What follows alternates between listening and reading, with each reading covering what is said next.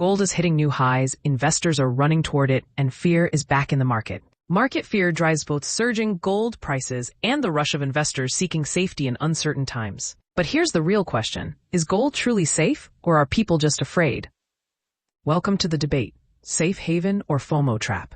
This is Money Mastery, your step-by-step guide to financial freedom and wealth creation. We'll break down why gold is exploding, whether it still makes sense, and how professionals actually use it the right way.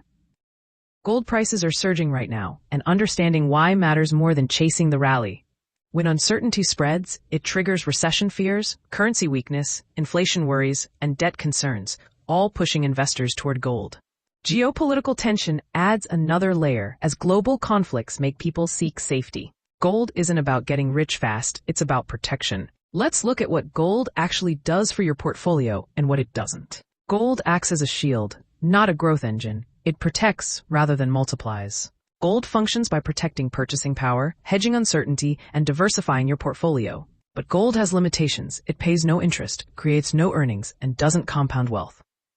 That's why investors use gold like insurance, not like a lottery ticket. Here's where most people go wrong with gold.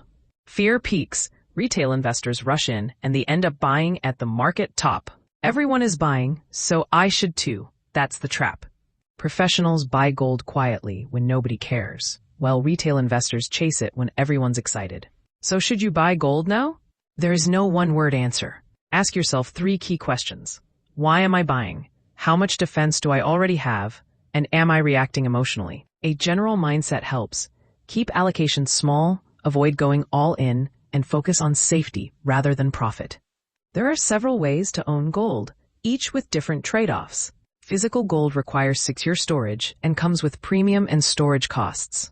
Gold ETFs offer easy liquidity but charge ongoing management fees.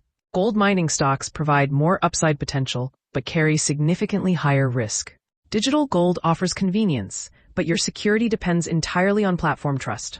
Different tools serve different purposes. Choose what fits your situation. Here's how professionals actually think about gold. They hold a small percentage for protection, add gradually without emotion, and rebalance when fear cools down.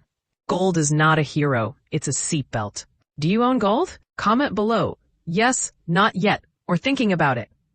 Here's what to remember from all of this. Gold hitting highs doesn't mean you missed the train. It means the world is nervous, and smart investors stay calm, balanced, and prepared. We've reached the end of our exploration of gold as an investment.